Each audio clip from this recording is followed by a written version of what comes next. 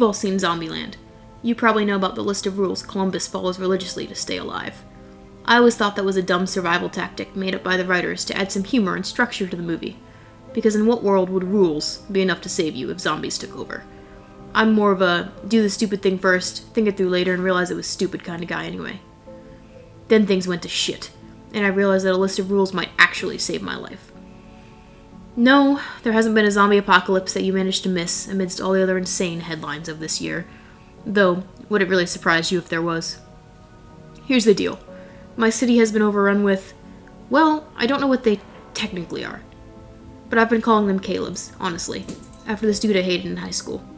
There's not really a great way to describe them, but if you start with a human, then peel all the skin off, then let what's left rot for a while, then lengthen its arms, then rip out its eyes, leaving big-ass dark empty sockets in their wake, you'll be in the right ballpark.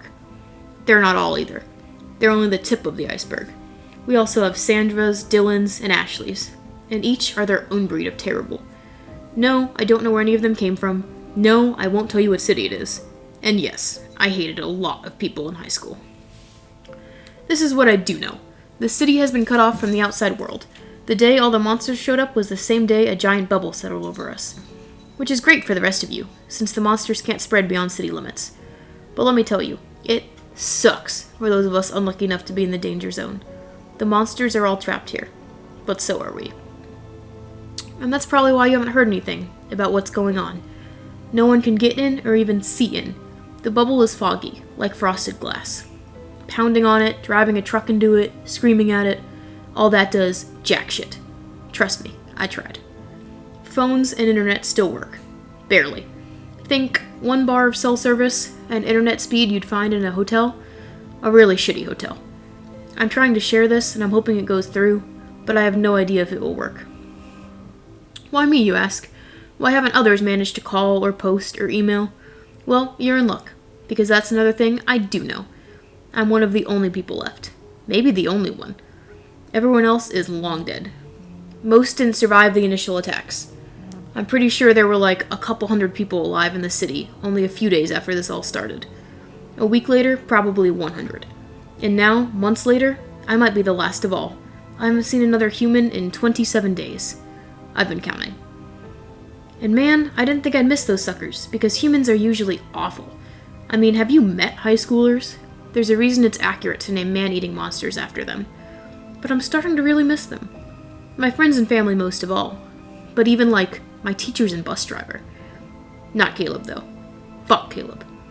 Anyway, I'm not here to talk about Caleb. I wanted to distract myself from the chaos and misery that is my life, and to share my rules with you. Maybe my rules will become popular, and if I ever get out of here, they'll make a Zombieland-type movie about me. That's living the dream. Or maybe something similar is happening somewhere else out there, and my rules might actually help anyone trying to survive in another monster hellscape. That'd be cool too, I guess. So that brings me to rule number 2. Yes, I'm starting with number 2. Don't ask. There is a rule number 1, but I'm not ready to talk about that yet. That would mean I'd have to talk about the day this all started, and I've been actively fleeing from that post-traumatic stress for 9 months now. I'm not about to risk my fragile mental stability for strangers on the internet. Rule number 2. Always carry a laser pointer. Preferably red, but green will work too. That probably sounds dumb to you. I don't give a shit. It's saved my life more times than any other single thing has, because of the effect it has on Caleb's. I don't remember if I've said this yet or not, so to be safe, let me say it here. Fuck Caleb. That kid was the worst. The Calebs running around now are also the worst. But to be honest, I think I'd take them over original Caleb. He's dead now, if you were wondering. Like everyone else in this hellhole. Back to the laser pointer. I found out about their usefulness the day after this all started. AKA the day after I saw my parents torn apart in front of me. AKA the day after the blood of my friends painted the walls of the high school. AKA the day after I made rule number 1. I digress. I was in a pet store down the street from my neighborhood. Don't ask why, I just was. It seemed like a good place to hide for the night after I fled from my house. It was a small local store. Just supplies, no animals for sale. But I'd come here a lot as a kid to visit the shop cat, Mr. Bailey. We never had pets, so Mr. Bailey was like my surrogate pet, I guess. He was a brown tabby with a fluffy tail, and we spent many afternoons playing on the floor of the shop. I didn't expect him to still be there. The owner was in his car out front, dead. and not in a pretty way either. Head torn off, blood all over the windows and pavement. He'd been trying to flee, probably. But the store was untouched, so I cautiously went in and settled down in the back, using several dog beds to create something of a nest for myself to sleep in. And as soon as I sat down, Mr. Bailey was there, purring and rubbing on my legs. He was still friendly as ever. I wondered if he remembered me. It'd been a while since I'd stepped foot here, but here he was, greeting me as an old friend. I smiled for the first time since all hell had broken loose, and stroked his head. He slept curled up beside me as I fitfully tried to get some rest. It wasn't much use. I probably slept 2 hours, tops. But what could I expect after what I'd seen that day? I couldn't stop picturing the horrible deaths, and every time I shut my eyes, any noise sounded like one of those ugly motherfuckers I decided to call Caleb's. We made it to morning somehow. Mr. Bailey's company helped. Once it was light enough to see around the store without turning on any lights, I got up and began to move around. I used the little one-person bathroom in the back and ate the owner's lunch from yesterday, which he'd left in the mini-fridge behind the checkout counter. I knew it would be there. He used to eat at the counter while he watched me play with Mr. Bailey. What a fucked up world it was, that I was eating his food now, in full view of his decimated body outside in his car. Suddenly, I heard a horrific half-growl, half-screech. I can't describe it, but trust me when I say it makes you want to go deaf. Unfortunately, I knew that noise. It was a Caleb. And it had found me. I saw it sprinting on all fours, those long arms propelling it forward across the parking lot, right for me. Fuck, fuck, fuck, fuck! I shouted to no one, running towards the back of the store. I was barely in the cat food aisle when the Caleb flung itself through the front window, shattering it and sending shards flying. I ducked, but a piece of glass still managed to nick my cheek, and blood dripped down my face. The only weapon I had was a kitchen knife, and I didn't trust my chances in one-on-one combat. I can play basketball, but I've never fought someone in my life. And I'm also a raging idiot. Not the kind of person to have good instincts in a combat scenario. Case in point, even with only this knife, I stood up and said, "Hey fucker, over here!" As soon as it turned to look at me with those gaping black eye holes, I gave it the finger. Didn't know what that stood for? No idea, but I figured it couldn't hurt. It made that awful noise again and came after me. That's when I realized I had absolutely zero plans besides get his attention, like a dumbass. Panicking, I sprinted into the next aisle, which was full of dog food. Not helpful. I started to run into the next aisle, but made the mistake of turning to look how close it was, and I went crashing into a display of cat toys. Feathers, catnip, things with little jingly bells all came down with me. And as I struggled to entangle myself from strings and feathers, the Caleb came around the corner, its mouth hanging open to reveal rows and rows of sharp, jagged teeth. It was moving slowly now, standing on its 2 back legs, taking its time. I did not want to die in a bed of catnip-filled mice. I maneuvered to get my arm beneath me, trying to get the knife hanging from my belt, but I couldn't reach it. I struggled more as the Caleb stepped closer, and finally my hand closed around something. Not the knife, but something small and slender, some kind of tube. I pulled it out, a laser pointer. Well, shit, I said out loud. But hey, it was worth a shot. Maybe I could shine it enough to attract Mr. Bailey's attention and get him over here at least. He might attack an unfamiliar, weird-smelling monster. My goal was to shine it on the wall, make it visible to the cat, assuming he was still in here somewhere. But my arm was still partially caught up in string, and I couldn't maneuver my hand or the laser pointer exactly as I wanted.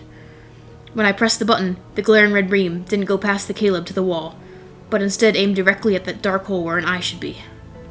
And damn, am I lucky it did. Because the Caleb screamed, a real inhuman kind of scream, the kind that makes your blood run cold. It clawed at its own face and stumbled backward. I did my best to keep the laser trained on its eyes as it moved. I wasn't sure what was happening here, but by God, it was working, so I wasn't about to stop. The Caleb was still moving backwards, now into the aisle housing cat litter. I shoved myself up with my non-laser hand, still entangled in cat toys, and lurched forward, trying my best not to trip over feathers while keeping my gaze on the Caleb, so that I could keep the laser aimed at its eye hole. Smoke was coming out of the dark socket now. The laser was burning it, and still it stumbled backwards, screaming, until it finally fell to its knees. Standing now next to rows of cat litter, I finally shut the laser off, and before it could recover, I said, "Hey, ugly, catch!" and picked up a 28-pound box of litter, heaving it towards the monster with all the upper body strength I could muster. It hit the Caleb square in the chest, and it collapsed backward, the litter pinning it to the ground as it still screamed and scratched at its burning eye socket. I started to walk forward, breathing heavily from the toss, when Mr. Bailey came out of nowhere. Screeching a battle cry, he flung himself on the monster and began clawing its other eye socket. The Caleb tried to throw him off, but between the smoking eye and the heavy weight on its chest, its struggles were getting weaker. Mr. Bailey, bless his heart, hissed up a storm and scratched the living hell out of the other eye, before neatly jumping off and trotting over to me, rubbing on my leg happily. "Good boy," I said, scratching his back, and then I stepped over to the Caleb, which had smoke billowing from one eye socket and some kind of deep purple liquid, its blood, oozing out the other. The one Mr. Bailey had gone to town on. That cat was my hero. I got down on my knees beside its head, bells jingling as the toys hanging from me followed. I held up the laser pointer. "Thanks for the tip, buddy. Good to know." And now, finally able to reach my belt, I grabbed the kitchen knife and stabbed it. First in its damaged eyes, leading to a resurgence of screams, and then straight into its neck. I didn't know if it had a heart, but the neck seemed a pretty good bet. And it was. I sliced through the neck, purple liquid sprayed out, and that was that. A bit of twitching later, and it was dead. I breathed a sigh of relief and went back over to pet Mr. Bailey, finally untangling myself from the cat toys as I did so. He jumped up and hooked a feather with his claws happily as it fell towards the floor. "Great work, Mr. B," I said. "It's only 9 a.m., but what a day we've had, huh?" He looked at me with the feather in his mouth and purred. "I took all the laser pointers in that store when I left. There were 8 in stock. I'm down to 4.